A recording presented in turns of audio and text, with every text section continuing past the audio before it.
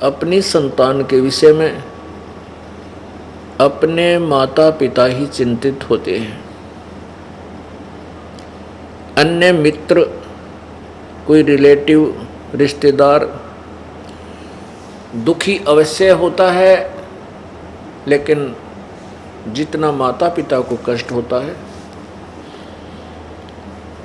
इतना अन्य को नहीं होता। ये यथार्थ बात है। तो हम कबीर परमेश्वर जी के बच्चे हैं और कबीर परमेश्वर ही हमारे सभी संकटों का निवारण कर सकते हैं। उन्हीं को हमारे ऊपर रहम आता है, दया आती है। वो परमेश्वर आकर के हमें ज्ञान देते हैं, समझाते हैं कि तुम काल के जाल में फंसे पड़े हो। यहां तुम्हें इस माया का नशा करा के अज्ञान रूप अंधेरे में भरमाया हुआ है। परमात्मा हमें याद दिलाते हैं कि तुम काल के जाल में फंसे पड़े हो।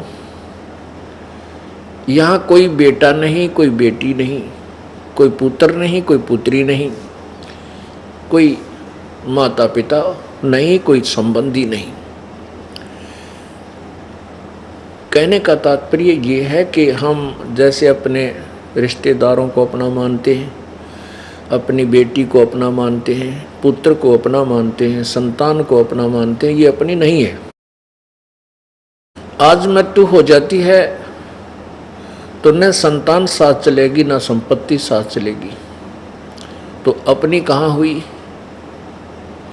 यहाँ केवल स्वार्थ संबंधी एक दूसरे के साथ जुगाड़ जुड़ रहे हैं। एक दूसरे से हम केवल स्वार्थ से संबंधित हैं। अब परमात्मा ने कहा है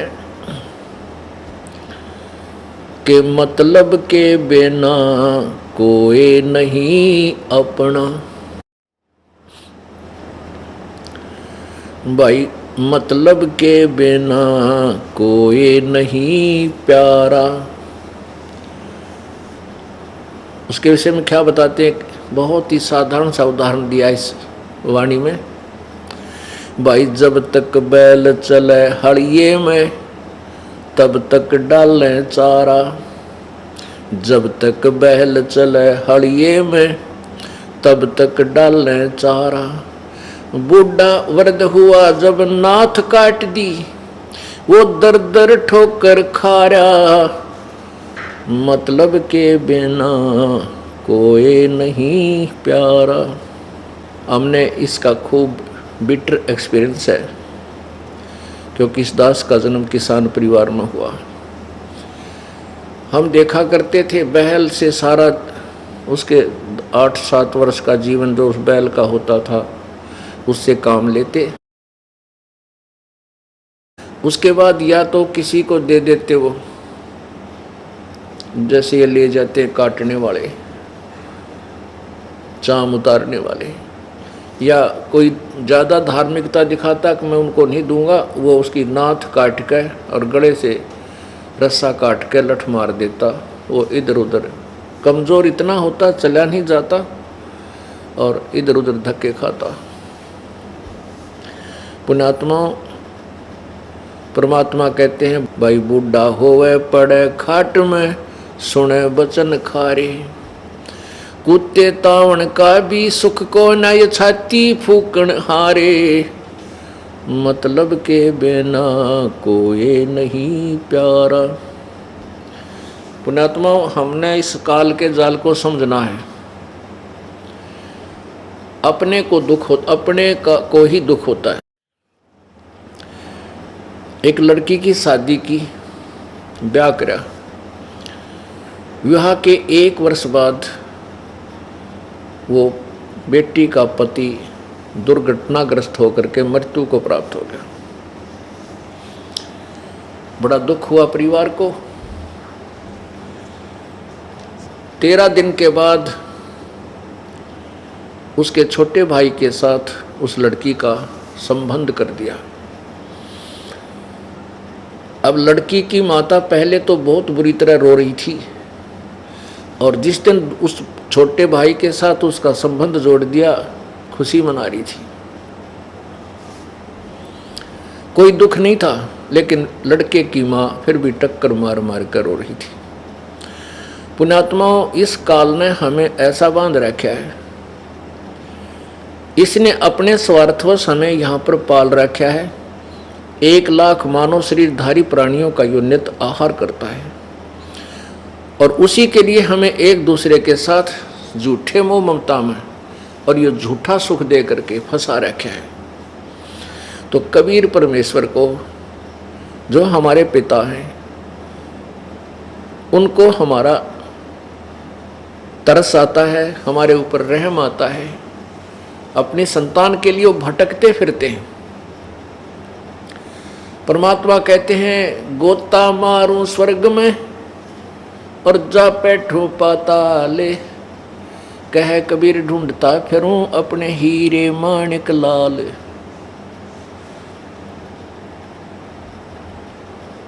जो बच्चा गौ की नजर में न्यू साईं को संत, भक्तों के पीछे फिरे वो भक्त वत्सल भगवंत।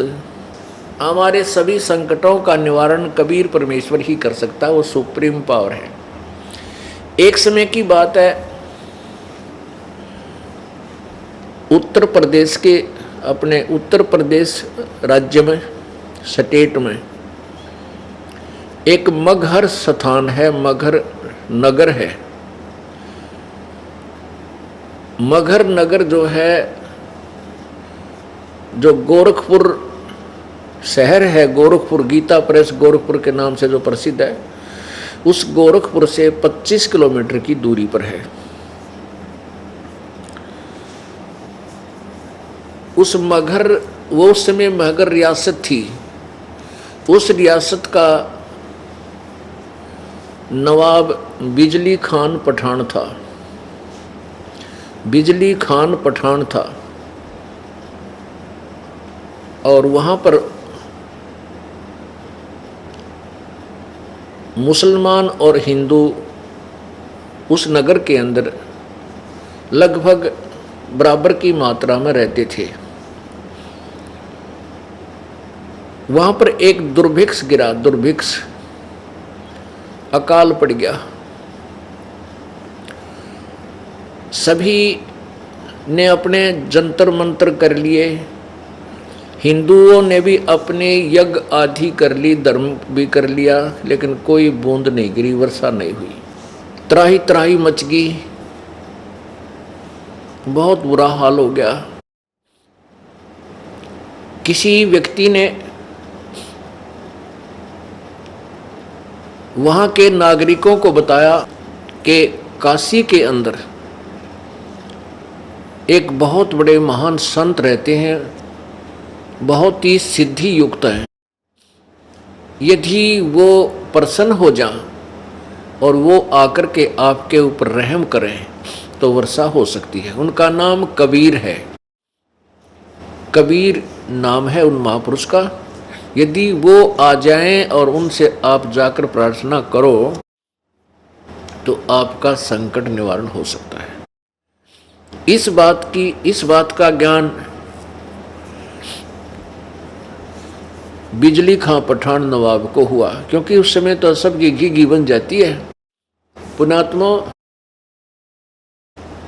जब तक परमात्मा राजी है, समय पर वर्षा हो रही है और टाइम पर टूक मिल रही, हमारे को भोजन मिल रहा है, तब तक तो हम आंडी पाका हैं, दारू पीवे, घुट्टी लावा, कदे नो के नमक ठीक को ना सब्जी में ला के शराब की घूंट। अब जैसे शराबी शराब पीता है और शराब पी के आता है, अब उसकी पत्नी के पहले जाडा चढ़ ले, जब वो शाम न घर न आवे, पता लग जाता है कि वो आते कुकर्म करेगा, को बर्तन फोड़ेगा, कि मेरी देह ही तोड़ेगा। तो बेचारी अपनी तरफ से सारे काम सेट रखती है और बढ़िया भोजन बनाती है, और उसमें किसी दिन थोड़ा बहुत नमक कम ज़्यादा हो जा तो थाली फेंक कर मारे और मैं नहीं खाता रोटी, मुंह चढ़ा ले, वह बेचारी उसका पीछे पीछे फिरे। कहने का भाव यह है कि हमने बकवाद इतने बावे हैं जब तक हमें समय पर रोटी मिल रही है। और भगवान रूठ गया और वर्षा होनी बंद होगी।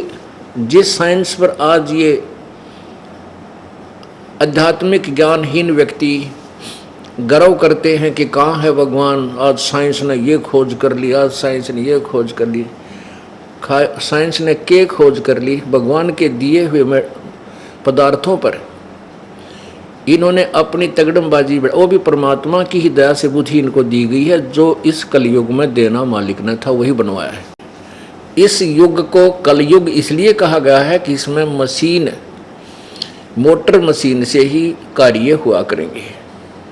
ये पहले से ही ऋषियों के द्वारा नॉमिनेटेड था ये युग कि इसमें मशीन की जो है ना उत्थान होगा, मशीन का, मशीनरी का, और वो परमात्मा ही करवाता है। और हम इसको थोड़े से आकाश में जहाज के द्वारा उड़ जाने मात्र को ये मान लेते हैं कि भगवान नहीं है। ये हमारी महामूर्खता है। यदि 2 वर्ष या 3 वर्ष अब वर्षा ना हो, परमात्मा रुष्ट हो जावे। ये हवाई जहाज जिनके ऊपर बैठ कर ये अफलातून अंडी पाके और धरती तोलते हैं, कुछ नहीं समझ रहे, किसी को भगवान को नहीं मानते। ये हवाई जहाज और ये कंप्यूटर वहीं खड़े खड़े पड़े पड़े इनको जंग लगे, इनमें कोई बैठनिया नहीं पावे, क्योंकि रोटी मिले नहीं, हाहाकार मच जा, टक्कर मार मार के मरते। तो पुण्यात्मा भगवान से दूर होना हमारी सबसे बड़ी मूर्खता और अध्यात्म ज्ञानहीनता है। एक समय एक बहुत भयंकर अकाल गिर गया और जिसके कारण मानव समाज भूख के कारण मृत्यु को प्राप्त होने लगा। कहते हैं सन 1720 में एक बहुत ही भयंकर अकाल गिरा और उसमें क्या स्थिति हुई उसके विषय में संत गरीबदास जी महाराज ने उसका अच्छा चित्रण किया है, आपको पढ़ के सुनाते हैं। गरीब विषय में बिसरे नहीं, लागी जोर कशीस, खंड बिहिंडा हो गए, देखो कौम छतीश। अब उस समय ये छुआछात बहुत ज़्यादा थी, जात पात का बहुत ही भिन्नता थी। और जब वो अकाल पड़ा, किसी ने किसी के घर में रोटी पागी बाज के खा ली, चाहे ब्राह्मण ने चमार के घर पर पागी वहीं बाज के रोटी खोस के खा ली। जब भूल गए हम ब्राह्मण हैं, कम क्षत्रिय हैं, कम शूद्र हैं, या तो बकवाद इतने चला जब तक हमें सारी सुविधा भगवान प्रदान कर रहा है। गरीब विषय में बिसरे नहीं, लागी जोर कशीस, खंड बिहिंडा हो गए, देखो कौम छतीश। शहजादे मांगत फेरे वो दिल्ली के उमराव, जिन रोटी पाई नहीं जो खाते नान पुलाव। कहते दिल्ली के वो बादशाह और उनके पुत्र जो नान पुलाव खाया करते थे, उन रोटी नहीं मिली। शहजादे मांगत फेरे, शहजादे मांगत फेरे दिल्ली के उमराव, एक रोटी पाई नहीं जो खाते नान पुलाव। गंगा जमुना पार को चली दुनी सब डोल, रोटी साटे बिक गए बालक लड़के मोल। न्यों रोटियां के लिए अपने बेटे बालक भी बेच दिए लोगों ने। इसते आगे क्या कहूँ बीती बहुत बिताड़, बासमती भोजन करें जिन पाया नहीं पवाड़े। एक पवाड़ घास होता है जिसको गधे भी नहीं खाते, ओह, और वो मनुष्यों ने खाया उसमें। इसते आगे क्या कहूँ बीती बहुत बिताड़, बासमती भोजन करें जिन पाया नहीं पवाड़। जो बासमती चावल खाया करते थे उनने वो पवाड़ घास भी ना खाने को मिला, सूख गया सब कुछ। खर पवाड़ नहीं खाते हैं मनुष्यों खाया तोड़े। खर माने गधा, कहते गधा भी पवाड़ घास को नहीं खाता और मनुष्य ने तोड़ तोड़ के खा लिया। खर पवाड़ नहीं खाते हैं मनुष्यों खाया तोड़े। सांगर टीट और बाखड़ी लीने वृक्ष झरोड़े। ओह, बाखड़ी एक कांटेदार एक बेल सी होती है फैली हुई जमीन पर खेतों में, और उसके इतने मोटे मोटे छोटे छोटे कांटे होते हैं। कहते वो बाखड़ी भी कूट कूट के खाई। और वृक्षों के पत्ते ने तोड़ तोड़ के जरोड़ के, जरोड़ना में ना ऐसे खींच के पत्ते पत्ते निकाल लेना, उसको जरोड़ना बोलते हैं, जरोड़ लिए। खर पवाड़ नहीं खाते हैं मनुष्यों खाया तोड़े। सांगर टीट और बाखड़ी लीने वृक्ष जरोड़े। सांगर ये जाटी जांडिया गला गया करें, जांडिया का फल वो सिंगर बोले सांगर। और टीट ये टींड लग गया करें कैरों के। और बाखड़ी लीने वृक्ष जरोड़े। ओहो, खर पवाड़ नहीं खाते हैं मनुष्यों खाया तोड़े। सांगर टीट और बाखड़ी ही लीने वृक्ष जरोड़े। कड़ा कोंदरा खा गए जड़ा झोझरू झाड़। इसते आगे क्या कहूँ रही न बोदी बाड़े। बोदी बाड़, बाड़ होती थी कांटेदार झाड़ियों की, अपने खेतों के चारों तरफ रक्षा करने के लिए बाड़ लगाते थे। कहते वह भी कूट कूट कर इंसानों ने खा ली।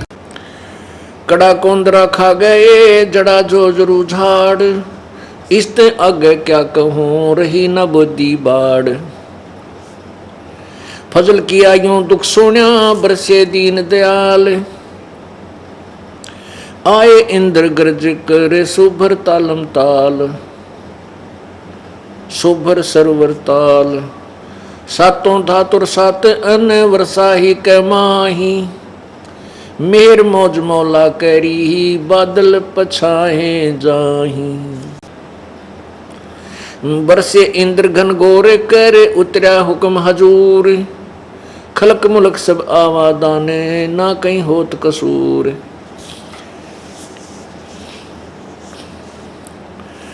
ये बीसे की बातां हैं लगा 21 ऐन। 60 महीना शुभ घड़ी ही सातों आठों चैन। कहते हैं ये तो 1720 में आपको बताई कि बहुत बुरा हाल हो गया था। फिर 1721 में 60 महीना शुभ घड़ी और 7-8 का दिन था, रात 7 और 8 की रात 60 की। कहते हैं फिर परमेश्वर कबीर जी का आदेश आया और फिर इंद्र ने यहाँ वर्षा की। बरसे इंद्र घन घोरे करे उतरा हुक्म हजूर। हजूर माने पूरे परमात्मा का आदेश आया इसके पास।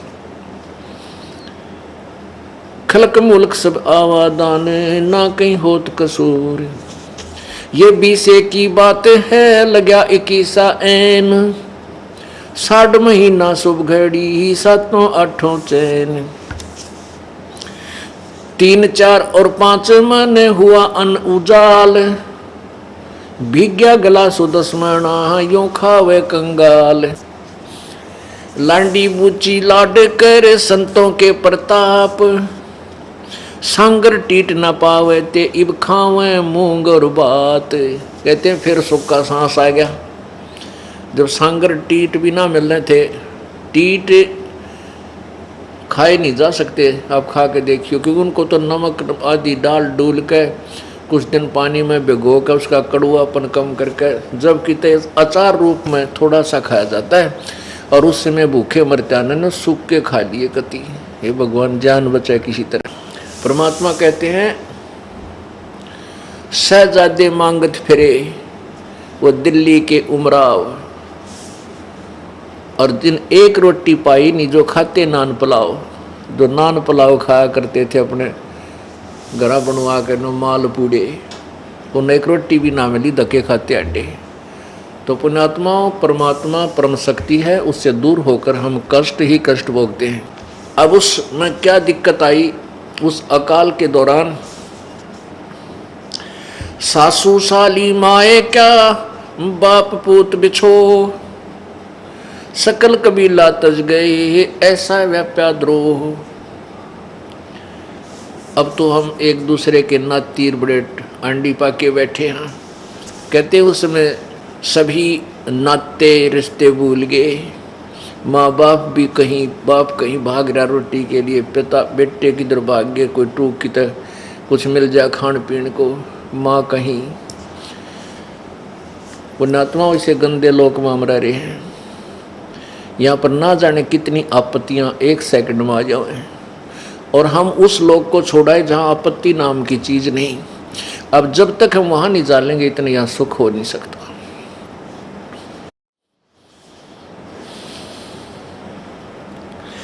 ऐसी बीती जगत में जाने नहीं जहान, कथर चूना लाए क इब चाबण लगे पान।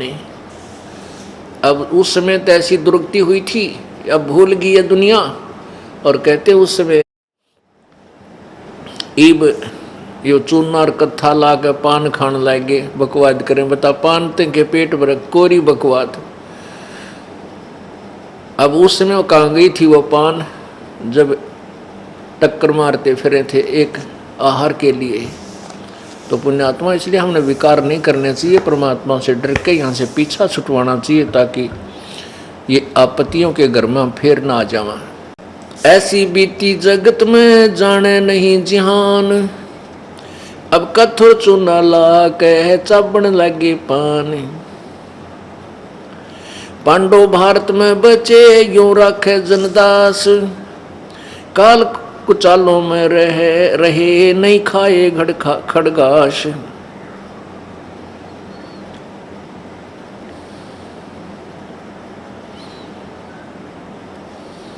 पुण्यात्माओं, इसके साथ साथ एक निर्णय और दिया है परमेश्वर के प्यारी आत्मा गरीबदास जी ने, परमेश्वर से प्राप्त उस तत्व ज्ञान के आधार से। कबीर परमेश्वर से प्राप्त तत्व ज्ञान के आधार से कि जो परमेश्वर की प्यारी आत्माएं थी,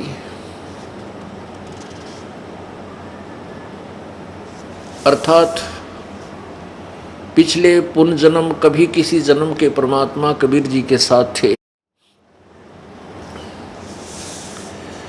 उनके ऊपर परमात्मा ने विशेष कृपा की। ऐसी आपत्ति में उन्होंने ये खड़ घास नहीं खाए, उनकी व्यवस्था परमात्मा ने की।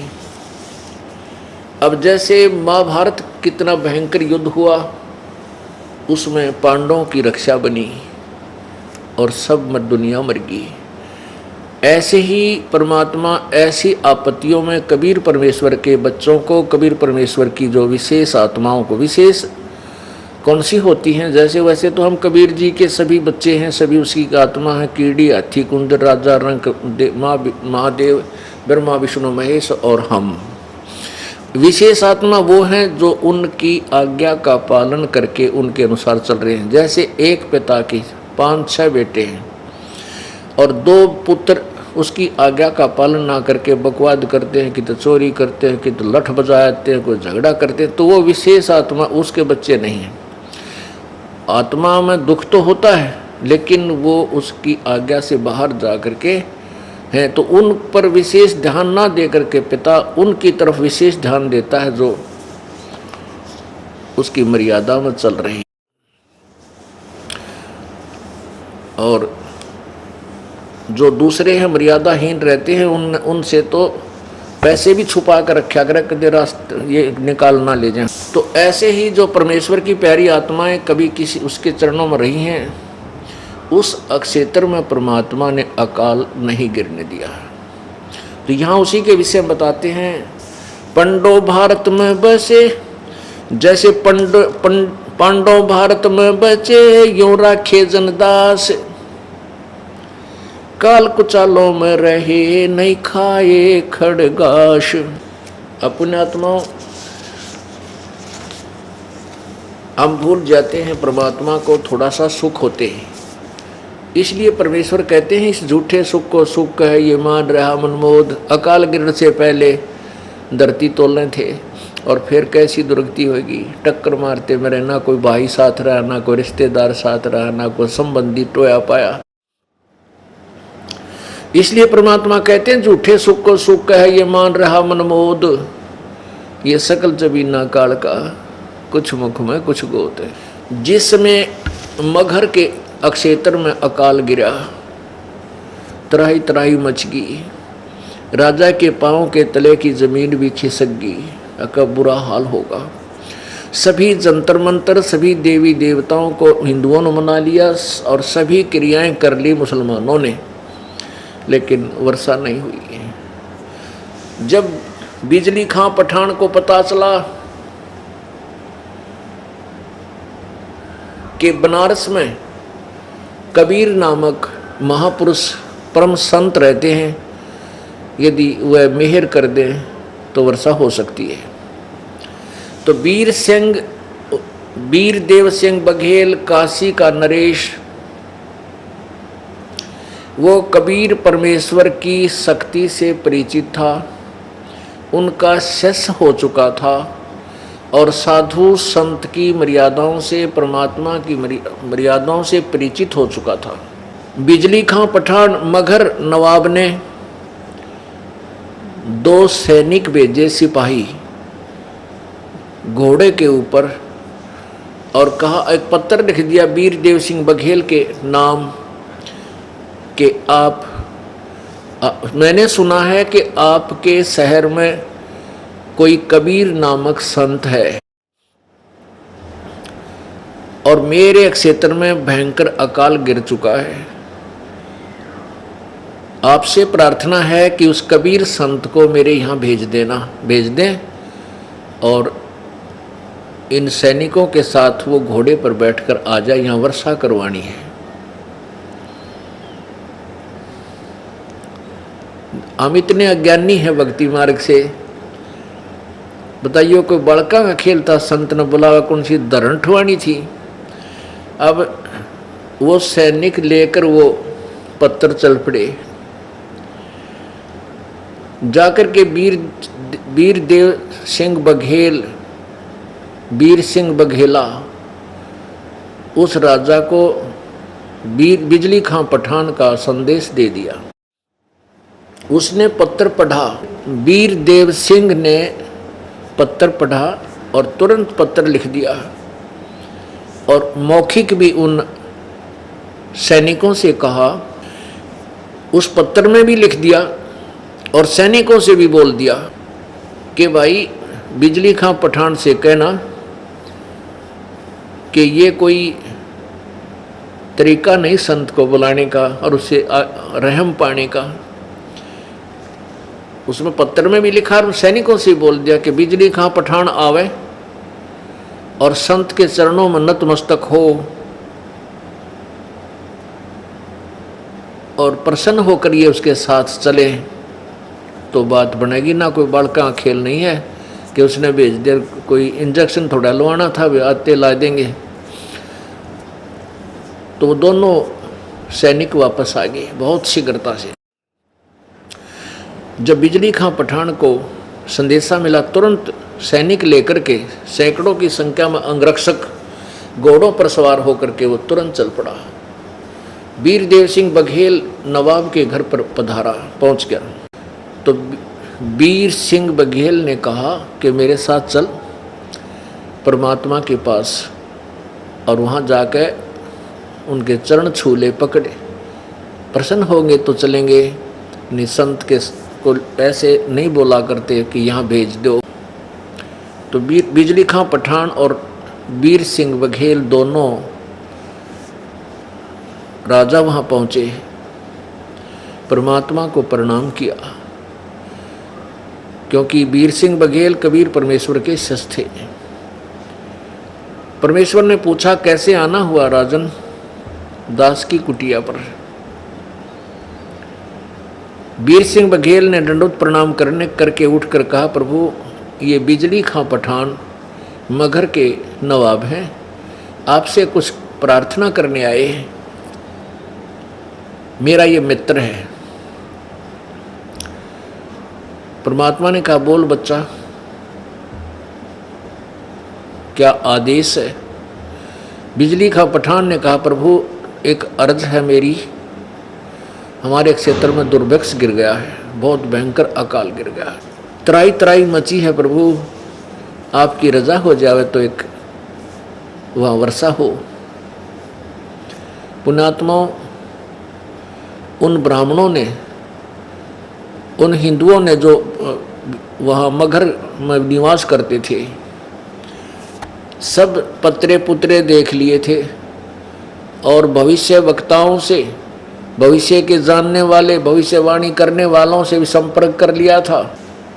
अब ये जो कुछ संत इस टाइप के होते हैं, उनकी समाधि ऊपर धर्मराज के दरबार में पहुंच जाती है, उनकी आत्मा, शरीर यहीं रह जाता है, वो समाधिस्थ होकर के, और वहाँ जाकर के वो उस अक्षेत्र का अकाउंट देख लेते हैं कि इस क्षेत्र में वर्षा इस समय में होगी या नहीं, ऐसा कोई प्रारब्ध है या नहीं। ये पूर्व निर्धारित है, जहाँ पर फलडाणी है या कहीं पर ऐसा यानी सूखा गिरना है, जो कुछ भी। तो उन्होंने बता दिया था कि यहाँ इस क्षेत्र के लोगों का पुण्य नहीं है, जिसके कारण यहाँ वर्षा नहीं हो सकती कई वर्ष तक। अब परमात्मा कबीर जी ने स्वीकृति दे दी, चलो भाई मैं चलता हूँ। परमात्मा को एक घोड़े पर बैठाया और वहां से चल पड़े।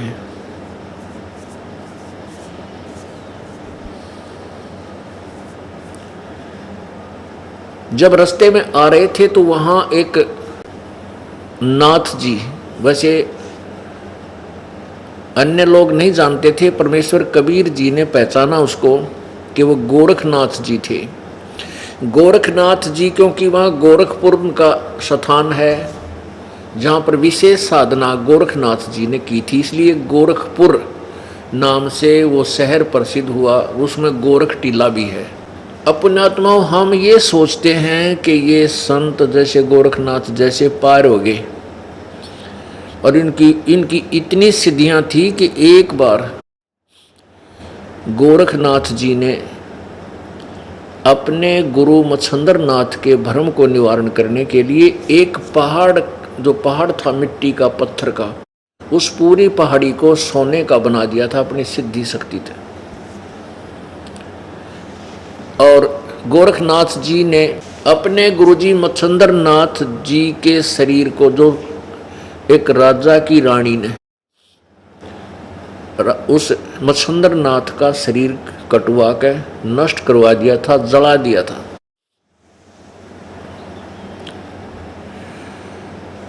और मच्छंदर नाथ जी उस रानी के, राजा के मृत शरीर में प्रवेश करके और वहां रह रहा था।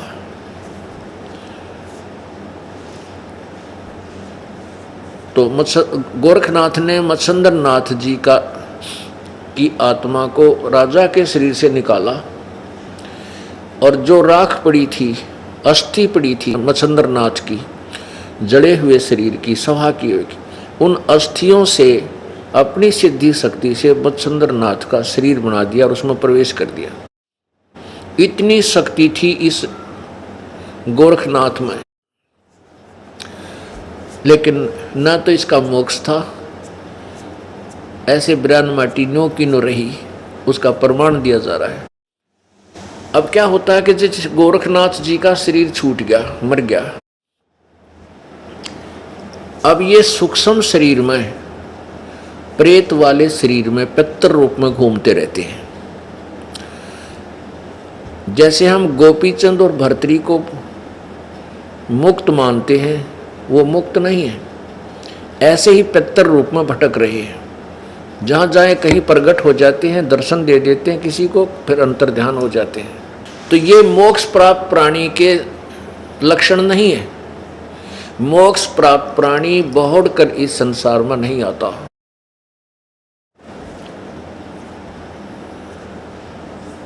तो गोरखनाथ जी के वहाँ गोरखपुर 25 किलोमीटर था।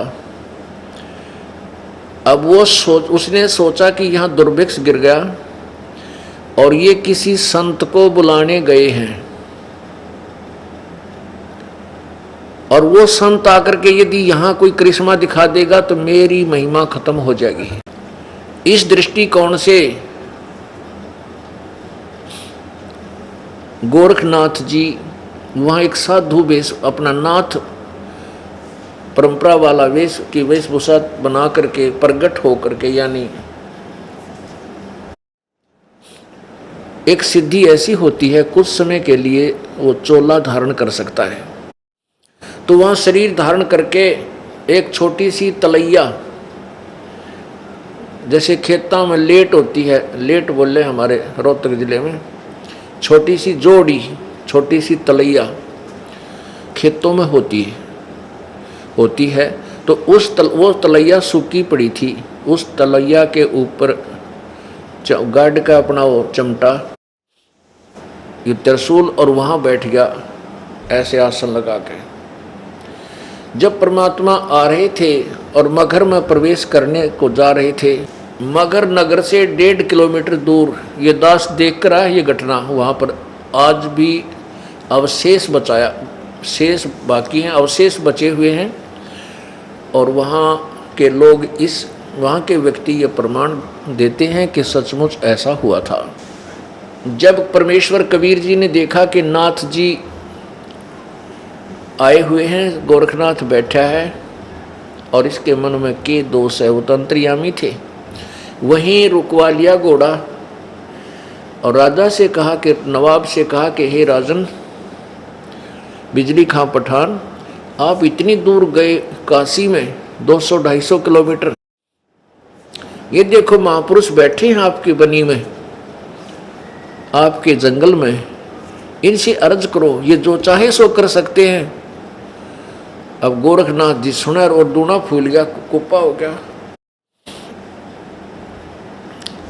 तो बिजली खां पठान, हमारे मन में भी एक दोष रहता है, तो क्योंकि कबीर परमात्मा को जब जहाँ से बिजली खां पठान लाए बैठा के, तो वो उस समय कपड़ा बुने थे, एक गरीब जुलाहा बैठा खड्डी में और कपड़ा बुने, तो उसके मन में जच्चे ना थी कि वो संत है, भगवान तो बहुत दूर की बात, उसको भगवान माना, तो वो ले जरूर आ रहा था, पर बिजली खां पठान के मन में भी खोट था कि ये संत तो ना लगता। तो दोनों की फड़क निकालनी थी, एक तीर में 2 शिकार करने चाहे परमात्मा ने।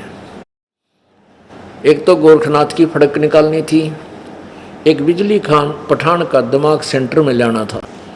तो बिजली खां पठान को जब ये सुना कबीर जी के मुखारविंद से, परमेश्वर के मुखारविंद से, कि देखिए महापुरुष जो चाहे सो कर दे, इतने सिद्ध पुरुष हैं, इन नाथ जी महात्मा से आप प्रार्थना करो वर्षा के लिए।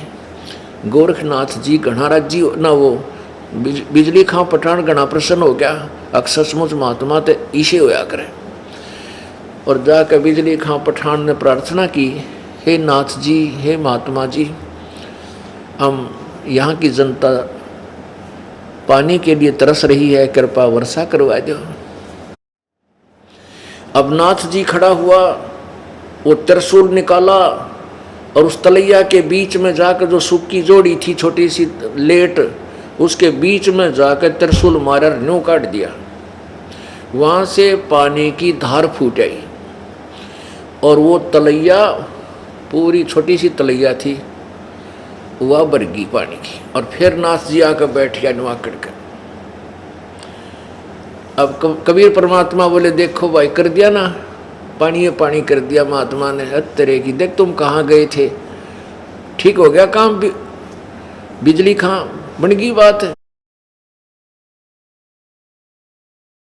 बिजली खां पठान बोला, प्रभु इस जल से तो एक दिन के पशु भी नहीं छिक सकते, हे नाथ जी वर्षा करवा दो। नाथ जी कहते हैं कि इस अक्षेत्र के पुण्य समाप्त हो चुके हैं, इस अक्षेत्र के लोगों के पुण्य नहीं है, इनके प्रारब्ध में यहाँ वर्षा नहीं है, और मैंने इंद्र तक के कागजों को टटोल लिया है, इस क्षेत्र में 2-3 वर्ष तक वर्षा नहीं हो सकती। और कहते हैं वजीर और फकीर दो नहीं आपस में सोया करते हैं।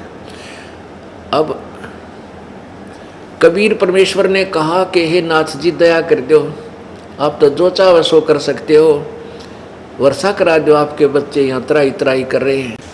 तो गोरखनाथ जी नाराज हो गए, ने बोला तू करवा दे, ऐसा वर्षा करवाने वाला है, इनके भाग्य में नहीं है तो कहाँ से दे दे, कहाँ से वर्षा हो जा। अब बिजली खां पठान फंस गया, कहिया तो बात बिगड़ गई भाई। जब इंद्र के कागजात ही देख लिए इसने और महात्मा ने के वर्षा नहीं होगी तो मर गए भाई अंत।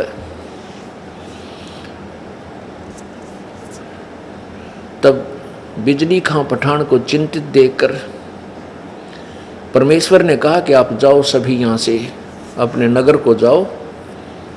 और परमात्मा जहाँ वो गोरखनाथ जी बैठे थे उससे 200 फुट की दूरी पर वहाँ बैठ गए, ऐसे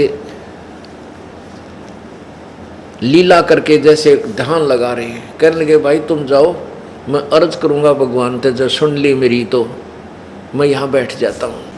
अब बिजली खां पठान ने सोची देख कुछ ना होना भाई, मेरे ख्याल में इस कबीर ने भी पता लग गया कि हमारे बाग में कोई ना यूँ खिसकेगा ही भाग जाएगा यहाँ से। परमात्मा उसके अंतर की बात जानकर ने बोला बिजली खां जल्दी चले जाओ अपने घर को, कहीं रास्ते में भीग ना जाओ तुम वर्षा से, तू नवाब है।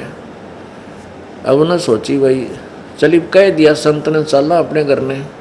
अब वो आधा किलोमीटर गांव से जब रह लिए, इतने जबरदस्त बादल आए नो उमड़ के, और सारी रात वर्षा हुई नो कम से कम 8 घंटे, और भर दिए सब ताल, सब पानी पानी कर दिया परमेश्वर कबीर जी ने। बोलो सतगुरुदेव की, बंदी छोड़ कबीर परमेश्वर जी की जय।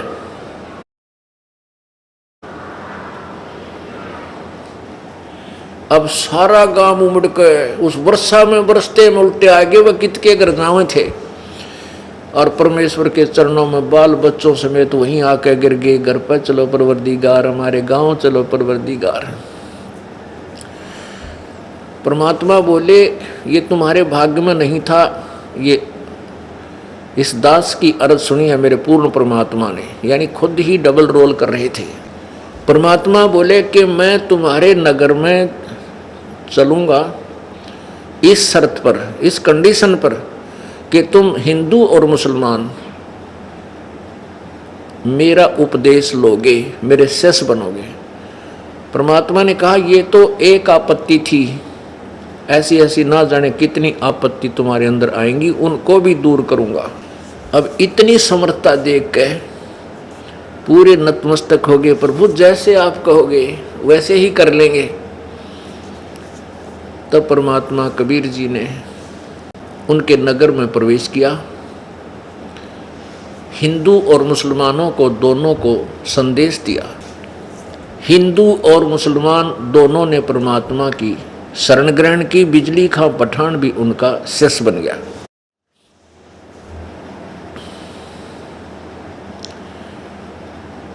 पुण्यात्माओं, इन अज्ञानी संतों ने, गुरुओं ने, नकली ब्राह्मणों ने एक धारणा फैला रखी थी कि जो मगर मरता है वो गधा बनता है, नरक जाता है। क्योंकि इस धरती को भगवान शंकर ने साप दे रखा है, और वहाँ एक नदी बह रही थी, आमी नदी, उसको भी शंकर भगवान ने श्राप दे रखा था, उसको सुखा दिया था, उसमें पानी कभी नहीं आएगा, ये श्राप था। ये श्राप जो होते हैं ये 3 ताप में आते हैं, और इन 3 तापों का निवारण भी कबीर परमेश्वर ही कर सकता है। ना ब्रह्मा कर सकता, ना विष्णु कर सकता, ना शिव जी कर सकता। जैसे विष्णु जी को श्राप दिया था नारद ने कि तूने मेरे साथ धोखा किया है तो तू भी अपनी पत्नी के वियोग में पृथ्वी पर धक्के खाओगा, अपनी पत्नी के वियोग में तू भटकता फिरेगा, और मेरे जैसे मुंह आड़े तेरी मदद करेंगे बंदर। तो नारद के श्राप को, उस 3 ताप को विष्णु नहीं काट सका, उसको भोगना पड़ा। रामचंद्र रूप में जन्म हुआ, राजा दशरथ के घर जन्म हुआ, सीता जी का अपहरण हुआ और पूरा जीवन दुख ही दुख में। फिर रावण को मार के सीता को वापस लाए, आते सीता ने घर से निकाल दी। अंतिम सांस तक अपनी पत्नी के वियोग में मर गया, रामचंद्र जी का अंत हुआ। तो विष्णु जी भी अपने 3 ताप को नहीं काट सके तो औरों के काटेंगे। तो परमात्मा कहते हैं, गरीबदास जी ने कहा कि तुम कौन राम का जपते जापम, और ताते कटे ना तुम्हारे 3 तापम। अब 3 ताप, जैसे किसी का पितर रुस गया, किसी का भूत आकड़ गया, किसी का कुछ और आपत्ति आ रही है, ये 3 ताप के अंतर कोई देवता रुस रहा है। इन 3 तापों की आपत्ति को भी कबीर परमेश्वर ही दूर कर सकता है और कोई नहीं कर सकता।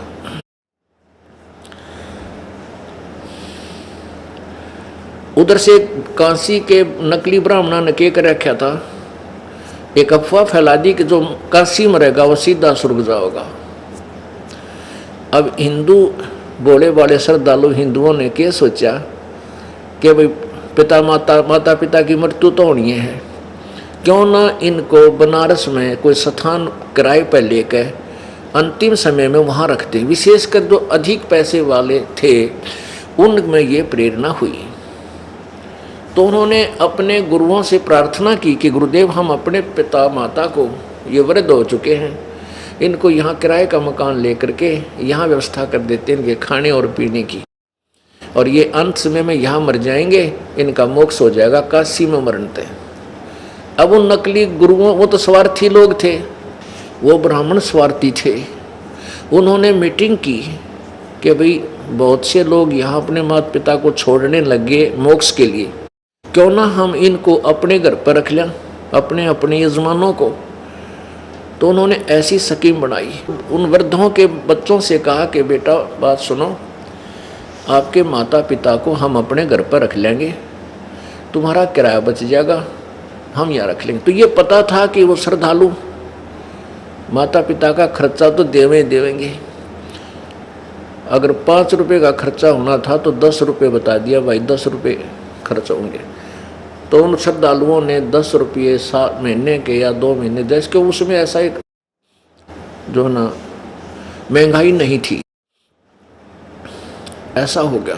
तो क्या हुआ कि उन नकली ब्राह्मणों के घर पर भीड़ होगी, तो एक के घर में 20-20 बुढ़े और बुढ़िया, कोई तो थूका है, कोई खांसा है, किसी के दस्त लाग रहे हैं, ब्राह्मटी होगी। अब उन्होंने सोची ये बुढ़ा माता पिता बुजुर्ग हो जाए तो 1-2 संगवाना भारी हो जाता है, और उनने या आपत मोल ले ली, 20-25 बुढ़े घर में रख लिए लालच में।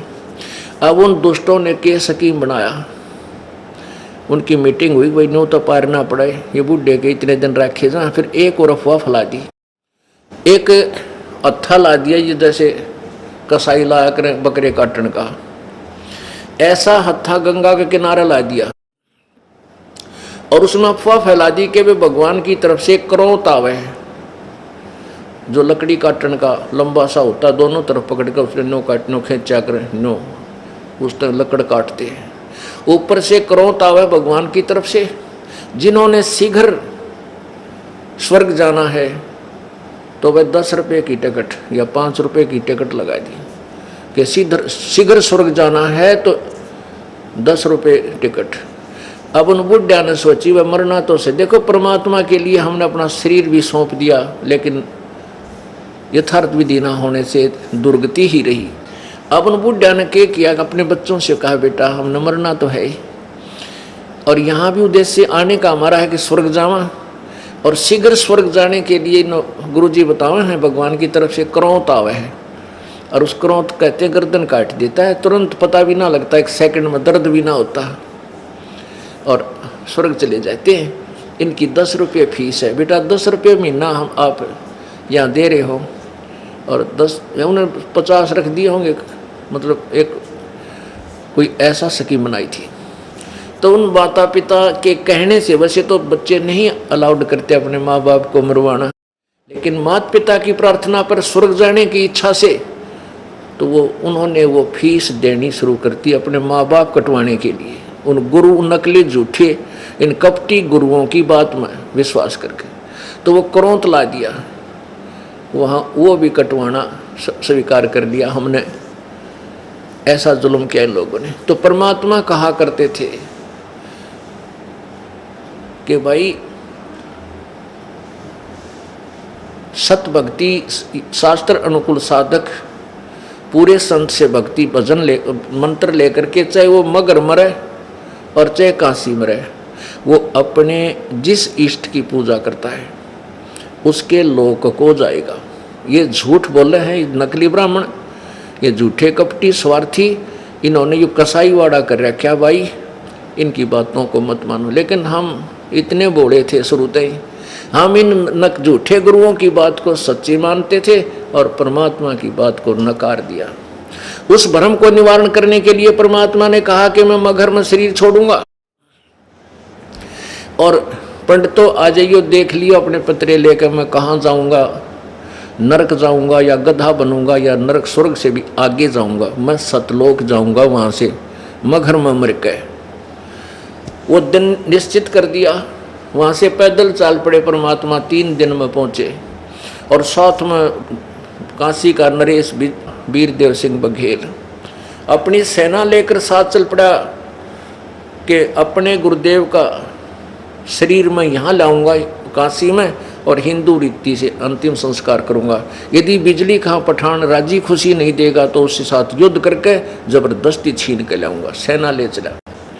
उधर दूसरी तरफ बिजली खां पठान को पता चला कि गुरुदेव यहाँ आ रहे हैं हमारे पीर और शरीर छोड़ेंगे। तो बिजली खां पठान ने अपने मुसलमानों से विचार विमर्श किया, मंत्रियों से, कि अभी अपने पीर का शरीर हम नहीं देंगे, हम अपनी मुसलमान रीति से इनका अंतिम संस्कार करेंगे और इन मुसलमान हिंदुओं को नहीं देंगे, ये इनको जलाएंगे, जो हमारी विधि के विरुद्ध है। उन भी ठान ली के यदि कोई वीर सिंह बघेला आएगा यहाँ से हिंदू लेना चाहेंगे शरीर को, हम नहीं देंगे, चाहे हमने युद्ध करना पड़े। तो दोनों तरफ से सेना तैयार होगी।